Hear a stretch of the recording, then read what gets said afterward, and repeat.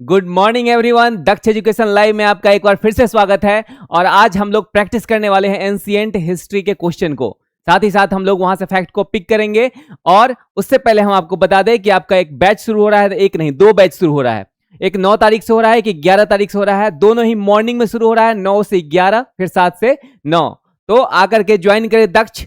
और आप देख रहे होंगे कि आपको लाइव वीडियो के माध्यम से, साथ ही रिकॉर्डेड वीडियो के माध्यम से भी आपको बहुत सारी चीजें प्रोवाइड की जा रही है। तो आप ऑफलाइन और ऑनलाइन से आकर के जुड़ सकते हैं। अब हम लोग आते हैं फैक्ट पे।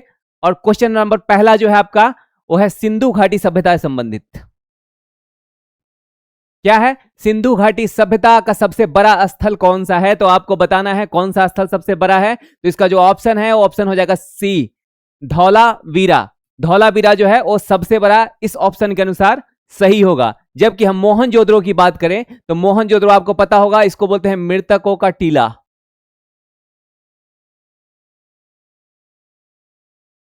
ऐसा माना जाता है कि मोहनजोदड़ो में युद्ध हुआ होगा, बहुत सारे डेड बॉडी को एक साथ रखा गया और जिसके कारण बहुत सारा हड्डी मिला है, पहाड़ मिला है हड्डियों का, इसलिए इसको बोलते हैं मृतकों का टीला। उसके बाद हड़प्पा। हड़प्पा जो है ये सबसे पहले हड़प्पा की खुदाई हुई थी। हड़प्पा किसके द्वारा? दयाराम सहनी के द्वारा। दयाराम सहनी के द्वारा हड़प्पा की खुदाई की गई थी। आपसे पूछ ले कि Indus valley civilization, Indus valley civilization का टाइम पीरियड क्या है? तो ये है 2500 बीसी से 2500 बीसी टू 1750 बीसी। ठीक है। उसके बाद आप देखेंगे लोथल। लोथल बहुत ही इंपॉर्टेंट है, यहां से मिला है डॉक यार्ड। क्या? Dockyard. डॉक यार्ड मिला है, इसका मतलब गोदीबारा हिंदी में बोलते हैं। यहां से साक्ष्य मिला है कि यहां से व्यापार होता था फारस के साथ। और यहां से मोहर भी मिला है, जिससे यह प्रमाणित होता है कि यहां से बिजनेस यानी व्यापार, ट्रेड हुआ करता था। उसके बाद अगर हम बात करें हड़प्पा, हड़प्पा तो पता चल ही गया कब, तो 1921 में। यह भी ध्यान रखना है, हड़प्पा 1921। जबकि मोहनजोदड़ो की बात करें तो 1922। और मोहनजोदड़ो जो है राखल दास बनर्जी, याद रखना है, राखल दास बनर्जी इसकी खुदाई करवाते हैं। तो ये सारे फैक्ट हो गए आपके सिंधु घाटी सभ्यता से। चलिए नेक्स्ट क्वेश्चन देखा जाए। ग्रेट बाथ का संबंध किस नगर से? ग्रेट बाथ आपको बताना है। तो ग्रेट बाथ जो है ये संबंधित है आपके मोहनजोदड़ो, यानी स्विमिंग पूल मिला है वहां से। और ऐसा माना जाता है कि वहां कुछ ना कुछ पूजा पाठ का काम होता था, और जब पूजा पाठ का ये काम खत्म होता था उसके बाद पानी को निकाल दिया जाता था। तो ये हमारा मोहनजोदड़ो हो गया। कालीबंगा आपको पता है, काली चूड़ी होता है ना, ठीक है। लोथल से क्या है? युगल समाधान मिला है, युगल समाधान। युगल समाधान, युगल समाधान आप लोग समझ रहे हैं? अगर नहीं समझ रहे हैं तो हम बता दें, ये जो कपल है यानी एक मेल और एक फीमेल को जमीन के नीचे दफनाया गया था। और इससे ये पता चलता है कि उस समय सती सिस्टम था, सती सिस्टम रहा होगा। और ये कहां से मिला है? ये मिला है लोथल से। ठीक है। चलिए नेक्स्ट क्वेश्चन देखते हैं। किस स्थल में जल संचयन प्रणाली के सर्वाधिक प्रमाण मिले हैं? Which site shows the best water management system? Water management system का भी हड़प्पा में आप देखेंगे, इंडस वैली सिविलाइजेशन में बहुत ही बढ़िया व्यवस्था हुआ करता था। सड़कें चौड़ी हुआ करती थी 90 डिग्री। सवाल आपसे पूछे कि 90 डिग्री पे कहां की सड़कें एक दूसरे को काटती थी, जिसको बोला जाता था ग्रिड सिस्टम, ग्रिड। तो हमारा मोहनजोदड़ो का था। आप देखेंगे मोहनजोदड़ो एक मूवी भी बना है ऋतिक रोशन वाला, लेकिन पूरा का पूरा बेड़ा गर्क कर दिया है, कुछ भी नहीं दिखाया गया है उसमें। आपसे पूछा जाता है कि शहरी सभ्यता, तो आईबीसी का जो था वो शहरी सभ्यता था। अगर पूछा जाए आपसे कि सबसे पुरानी सभ्यता, तो यह है मेसोपोटामिया की सभ्यता, जो एक ग्रामीण सभ्यता थी। जबकि हमारा आईबीसी जो था, आईबीसी इंडस वैली सिविलाइजेशन है ना, इसमें शहर की बात की गई है। चलिए हड़प्पा आपको बता ही दिए 1921। और सबसे पहले इसी की खुदाई होती है। सबसे पहले हुआ था हड़प्पा की खुदाई, इसीलिए सिंधु घाटी सभ्यता को हड़प्पा सभ्यता एक अलग नाम दिया गया। दोनों एक ही चीज है, सिंधु घाटी सभ्यता, हड़प्पा सभ्यता। सिंधु नदी के किनारे सभ्यता का प्रमाण मिलता है, इसलिए इसका नाम पड़ा सिंधु घाटी की सभ्यता। उसके बाद नेक्स्ट क्वेश्चन देखें। ऋग्वैदिक काल की मुख्य आर्थिक गतिविधि है ना, आप जानते होंगे ऋग्वेद के बारे में। तो जो ऋग्वैदिक पीरियड है उसमें ऐसा कौन सा काम होता था जो मुख्य रूप से किया जाता था? हमारा पशुपालन है ना, पशुपालन किया जाता था, एनिमल हस्बेंड्री। पशुपालन के द्वारा देखेंगे कि बहुत सारे पशुओं को पाला जाता था, वहां से दूध मिलता था उन लोग को, और साथ ही साथ बहुत सारा काम इससे करवाता था।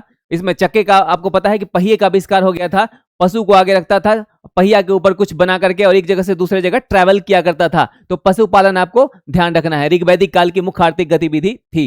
नेक्स्ट क्वेश्चन है सभा और समिति। आप इस सब ये जो क्वेश्चन है इससे आप परिचित होंगे। सभा और समिति, तो ये है राजनीतिक परामर्श। इसका मतलब यह था कि सभा समिति में कुलीन वर्ग के लोग रहते थे, अपर कास्ट वाले। साथ ही कुलीन वर्ग के साथ साथ क्या था कि यहां पे बुजुर्ग लोग रहा करते थे। बुजुर्ग समझते हैं, है ना, एक्सपीरियंस्ड आदमी। एज जब ज्यादा होता है तो एक्सपीरियंस तजुर्बा भी ज्यादा बढ़ जाता है। तो बुजुर्ग प्लस कुलीन, याद रखना है, कुलीन वर्ग किसमें होते थे? राजनीतिक परामर्श देने के लिए होते थे। तो इसका आंसर जो होगा सभा समिति का, राजनीतिक परामर्श, पॉलिटिकल डेलिब्रेशन।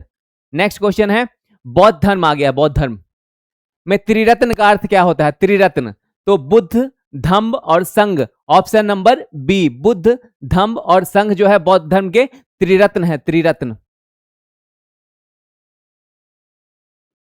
ठीक है, अब बौद्ध धर्म के बारे में बताया तो बौद्ध धर्म, गौतम बुद्ध का जन्म लुम्बिनी में हुआ था, है ना। इनके बचपन का नाम सिद्धार्थ, पिता का नाम शुद्धोधन। ये सारे फैक्ट आपको याद रखना है। और 4 इसका जो काउंसिल हुआ था उसको भी आपको ध्यान रखना है बौद्ध धर्म में। नेक्स्ट क्वेश्चन है प्रथम बौद्ध संगति, आ ही गया। प्रथम बौद्ध संगति कहां हुई थी? Where was the first Buddhist council held, है ना। आपको बताना है वैशाली, राजगृह, पाटलिपुत्र और कुशीनगर। तो कहां हुआ था? सबसे पहले हुआ था राजगृह में, है ना। सबसे पहले राजगृह। राजा कौन था? तो राजा था अजात शत्रु। अजात शत्रु, अजात शत्रु राजा हुआ करता था। सबसे पहले 483 बीसी में हुआ था, 483 बीसी में हुआ था। अगर हम सेकेंड की बात करें तो सेकेंड होता है वैशाली में, second council was held in Vaishali. अगर तीसरा की बात करें तो वह पाटलिपुत्र, थर्ड काउंसिल। ठीक है, अगर हम फोर्थ की बात करें तो फोर्थ काउंसिल कहां होता है? ये होता है हमारा कुशीनगर। सॉरी, कुशीनगर नहीं होगा, यहां कुंडलबन होगा फोर्थ, कुंडलबन। कुंडलबन कहां? J&K, जम्मू कश्मीर। ठीक है, चलिए नेक्स्ट क्वेश्चन हम लोग देखें। तृतीय बौद्ध संगति, कंटिन्यू बौद्ध संगति है। तृतीय बौद्ध संगति की अध्यक्षता किसने की? Who presided over the third Buddhist council, आपको बताना है। तो ये हो जाएगा महाकश्यप, नागसेन, मेघालीपुत्तिस और सुघोष। तो हो जाएगा मेघालीपुत्तिस, है ना। मेघालीपुत्तिस जो था वो थर्ड काउंसिल हुआ था, उसकी अध्यक्षता करते हैं, तो ध्यान रखना है इसको। नेक्स्ट है जैन धर्म, आ ही गया। जैन धर्म के 23वें तीर्थंकर कौन थे? तीर्थंकर बताना है आपको 23 में। अगर हम बात करें ऋषभ देव की तो ये फर्स्ट थे, फर्स्ट तीर्थंकर, फर्स्ट तीर्थंकर थे कौन? ऋषभ देव। अगर 23वें की बात करें तो ये थे पार्श्वनाथ, आपको सी ऑप्शन हो जाएगा। जबकि महावीर जो थे वो 24th थे।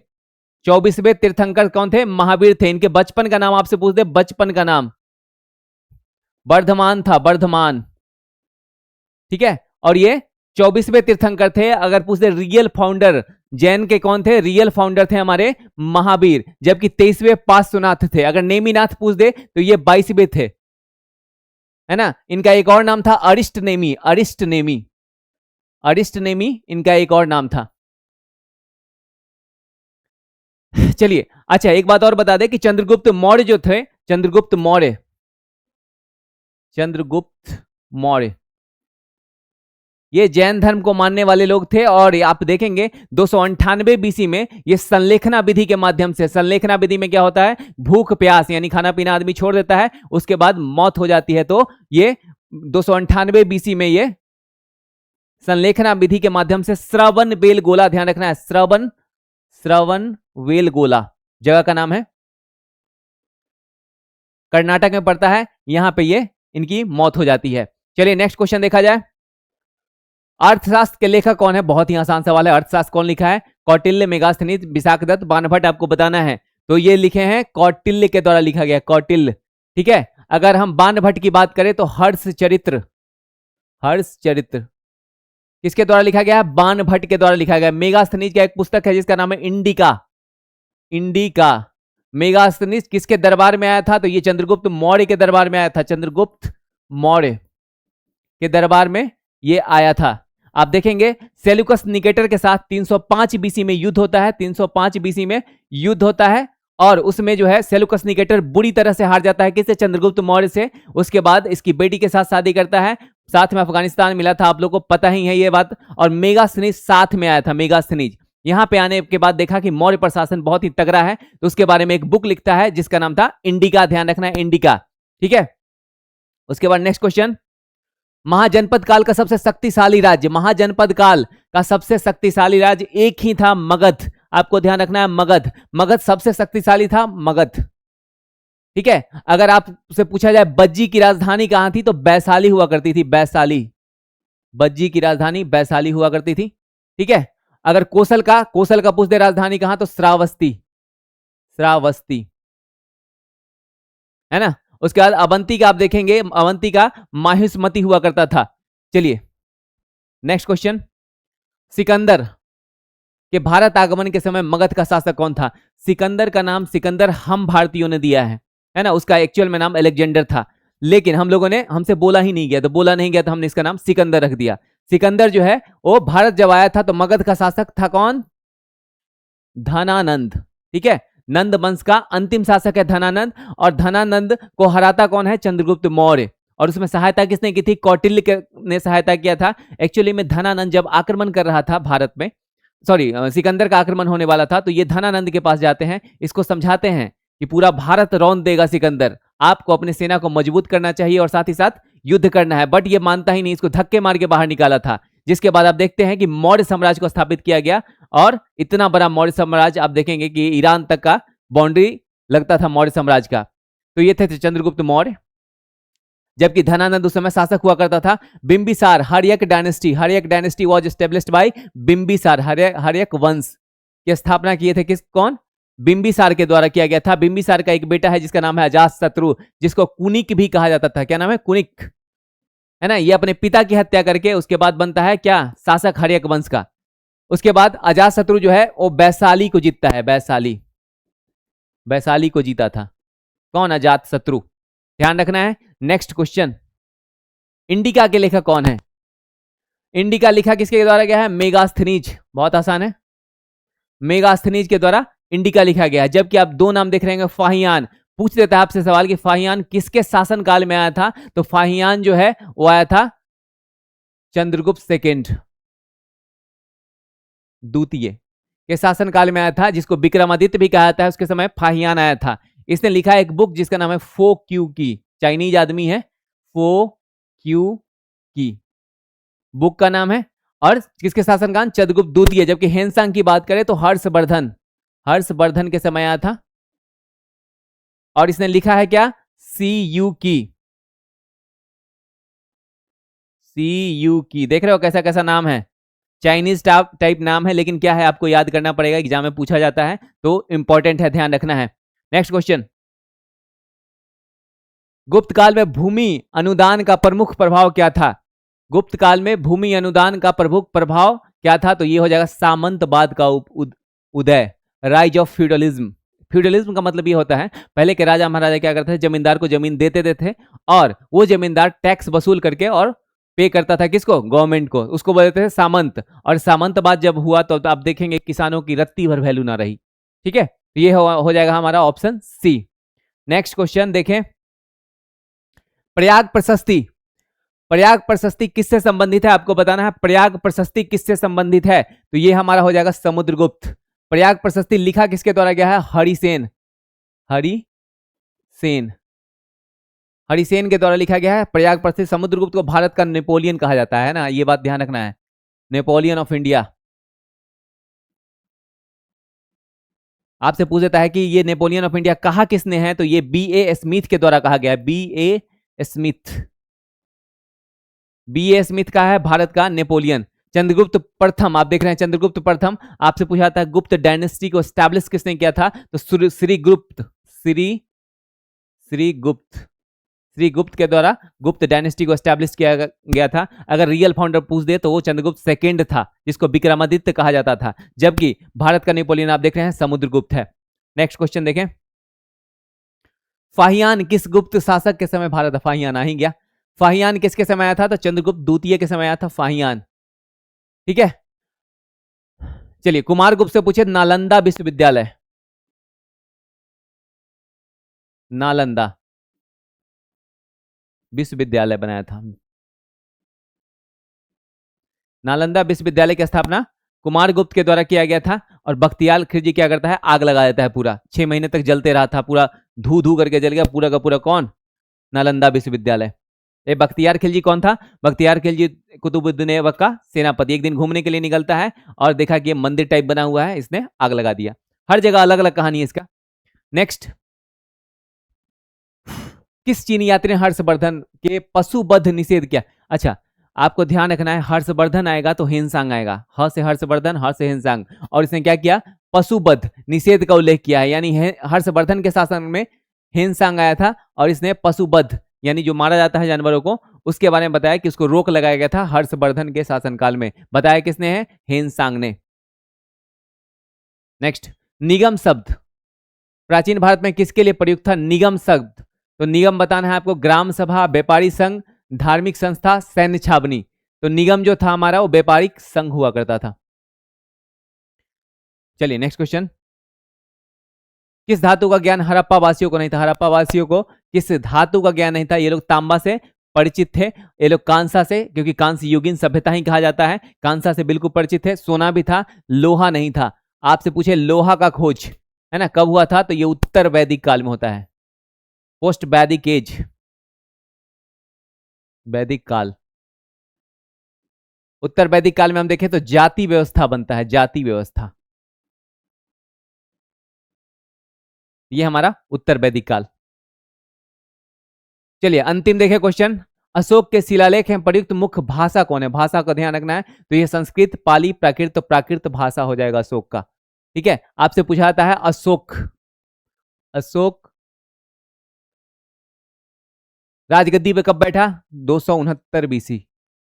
एक कलिंग युद्ध के बारे में ध्यान रखना है, कलिंग, कलिंग युद्ध कब? 261 बीसी। इसी के बाद ये धम्म की नीति को अपनाता है। और ये जो कलिंग युद्ध हुआ था ये किसके लिए? उत्कल, है ना, उत्कल मतलब उड़ीसा पे, उड़ीसा पे ये मतलब युद्ध करता है उड़ीसा के लिए। और वहां आप देखेंगे कि वहां का जो राजा है उसका नाम है नंदराज। बड़ी मार मारा नंदराज को, ठीक है, मार मार के मुरब्बा बना दिया था नंदराज को। उसके बाद वहां से लूटपाट करके आप देखेंगे क्षेत्र विस्तार करता है।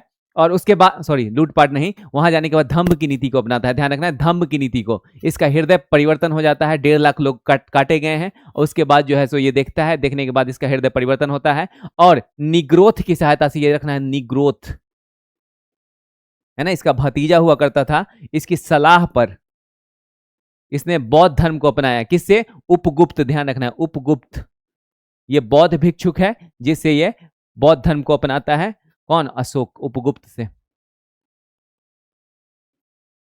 आपसे पूछा जाता है कि कैवें वर्ष ये बोध गया की यात्रा करता है? तो बोध गया की यात्रा ये 10वें वर्ष करता है। ध्यान रखना है, बीपीएससी में खूब सवाल पूछे जाते हैं 10वें वर्ष। ठीक है, पूछेगा लुम्बिनी, लुम्बिनी मतलब कितने वर्ष बाद जो है जाते हैं? तो 20वें वर्ष गए थे लुम्बिनी।